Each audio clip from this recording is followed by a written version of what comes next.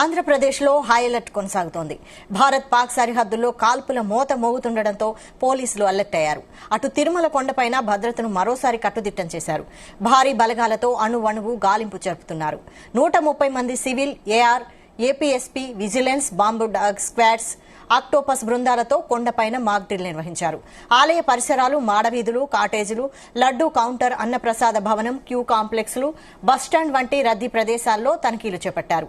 మరోవైపు కేంద్ర intelligence bureau హెచ్చరికల నేపథ్యంలో విజయవాడ, విశాఖపట్నం, తిరుపతిలో తనిఖీలు చేస్తున్నారు.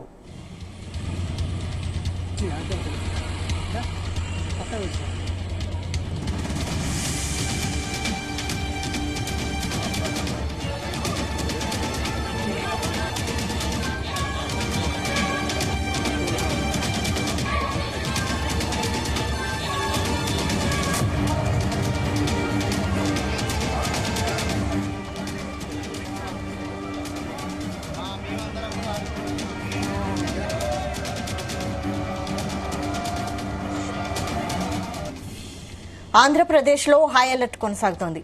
భారత్ పాక్ సరిహద్దుల్లో కాల్పుల మోత మోగుతుండటంతో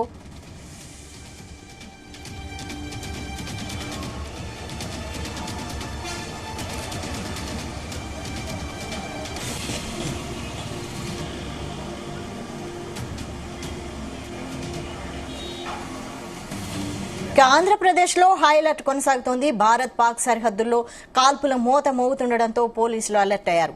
అటు తిరుమల కొండపైన భద్రతను మరోసారి కట్టుదిట్టం చేశారు. భారీ బలగాలతో అణువణువు గాలింపు జరుపుతున్నారు. దీనిపై మరిన్ని అప్డేట్స్ మా ప్రతినిధి రామచంద్ర లైవ్ లో అందిస్తారు. రామచంద్ర.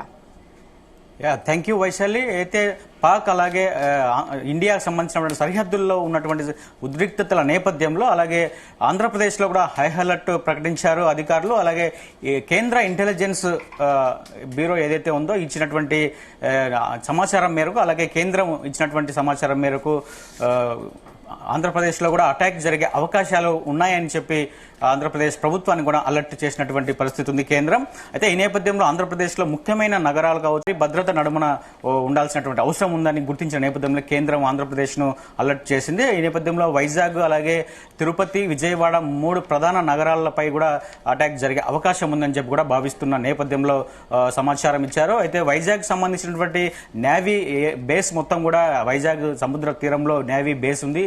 అక్కడి నుంచే పోర్టులు కూడా ఉన్నాయి. సముద్ర మార్గం ద్వారా ఉగ్రవాదులు చొరబడే అవకాశం ఉందని చెప్పి కూడా కేంద్ర ఇంటెలిజెన్స్ బ్యూరో కూడా సమాచారం ఇచ్చింది ఆంధ్రప్రదేశ్ ప్రభుత్వానికి. ఈ నేపథ్యంలో పెద్ద ఎత్తున సిఆర్పీఎఫ్ కావచ్చు, కేంద్ర బలగాలు కూడా అక్కడ మోహరించాయని చెప్పుకోవచ్చు.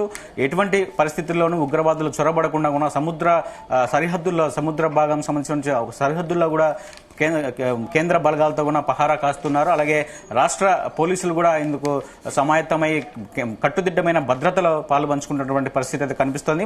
ముఖ్యంగా ప్రధానంగా తిరుమలకు దేశవ్యాప్తంగా ఉన్నటువంటి అన్ని రాష్ట్రాల నుంచి కూడా భక్తులు వస్తుంటారు. భక్తులంతా రద్దీతో తిరుమలంతా హడావిడిగా ఉంటుంది. అయితే ఎటువంటి చిన్న అవాంఛనీయ ఘటనలు జరగకుండా అక్కడ అప్రమత్తంగా ఉన్నారు. అయితే ఈ నేపథ్యంలోనే అక్కడ ఉన్నటువంటి పోలీసులు అందరూ కూడా అక్కడ ఈ రోజు తనిఖీలు నిర్వహించారు. భక్తుల నుంచి వచ్చినటువంటి బ్యాగులు కావచ్చు, ఎవరైనా అడ్రస్ లేకుండా వచ్చినారో, అలాగే వాళ్ళ ఆధార్ కార్డు కావచ్చు, మిగతా అన్ని ఆధారాలు కూడా చూపించి మరి చెక్ చేసి మరి పంపిస్తున్నటువంటి పరిస్థితి అయితే కనిపిస్తోంది. ఏదైతే తిరుమలలో భద్రత బలగాలను కూడా అప్రమత్తం చేసింది కేంద్ర ప్రభుత్వం. ఈ నేపథ్యంలోనే 130 మంది సివిల్, ఏఆర్, అలాగే ఏపీ ఎస్పీ, అలాగే vigilance and bomb squad, Octopus బృందాలతో కూడా తిరుమలలో చెకింగ్ అయితే నిర్వహించినటువంటి పరిస్థితి కనిపించింది. ఆలయ పరిసరాల్లో అలాగే మాడ వీధుల్లో కూడా కాటేజీలు, లడ్డు కౌంటర్, అన్నప్రసాదం భవనం, అలాగే క్యూ కాంప్లెక్స్లు, బస్టాండ్ వద్ద రద్దీగా ఉన్న ప్రదేశాల్లో కూడా తనిఖీలు చేపట్టారు పోలీసులు. అలాగే అలిపిరి నుంచి శ్రీవారి ఆలయం వరకు కూడా భద్రతను కట్టుదిట్టం చేశారు. ఘాటు రోడ్లలో ఆకస్మిక తనిఖీలు కూడా చేపట్టడం జరుగుతోంది. ఇదిలా ఉంటే తిరుమల క్షేత్రం మీదుగా నిన్న ఏదైతే ఉదయం 7 గంటల నుంచి 11 గంటల మధ్య 12 విమానాల రాకపోకలు కూడా జరిగాయి. అయితే అందుకు అందరూ కూడా ఆందోళన వ్యక్తం చేయడం జరిగింది. అవి సాధారణ విమానాలయని చెప్పి కూడా నిర్ధారించడంతో అందరూ కూడా ఊపిరి పీల్చుకున్నారు. శ్రీహరికోటలోని సతీష్ ధవన్ అంతరిక్ష కేంద్రమైనటువంటి షార్లోను కూడా హై అలర్ట్ ప్రకటించారు. షార్ చుట్టుప్రక్కల ఉన్నటువంటి అడవుల్లో కూడా నిఘా పెట్టారు పోలీస్ అధికారులు. అలాగే సిఐఎస్ఎఫ్ సిబ్బందితో అంతరిక్ష కేంద్రంలో భద్రతను మరింత కట్టుదిట్టం చేయడం కూడా జరిగింది. అలాగే రాష్ట్రంలో ఉన్నటువంటి రైల్వే స్టేషన్లను కూడా భద్రతను కట్టుదిట్టం చేస్తూ కూడా అధికారులు నిర్ణయం తీసుకున్నారు. వైజాగ్ సంబంధించినటువంటి రైల్వే స్టేషన్లు కావచ్చు, అలాగే ప్రధానంగా రాష్ట్రానికి ప్రధానంగా ఉన్నటువంటి విజయవాడలో ఉన్నటువంటి కనెక్టివిటీ మొత్తం అంతలకి వెళ్లాలన్నా కూడా విజయవాడ నుంచే రైల్వే ట్రాన్స్పోర్ట్ వెళ్లే అవకాశం ఉంది రైలు ద్వారా. ఆ విజయవాడలో ఉన్నటువంటి రైల్వే జంక్షన్ కూడా పూర్తి స్థాయిలో సిఆర్పిఎఫ్ బలగాలతో భద్రతను కూడా కట్టుదిట్టం చేయడం జరిగింది. అలాగే ఈ సమ్మర్ వేసవి సెలవులు కావడంతో పర్యాటకులు కూడా ఎక్కువగా వచ్చే ప్రాంతాలలో కూడా అక్కడ కూడా భద్రతను పెంచాలని చెప్పి ఎక్కువగా జనం రద్దీగా ఉన్న ప్రాంతాల్లో భద్రత అలాగే అలర్ట్ గా ఉండాలని చెప్పి కూడా పోలీసులకు అటు ప్రజలకు కూడా సూచన చేస్తున్నారు.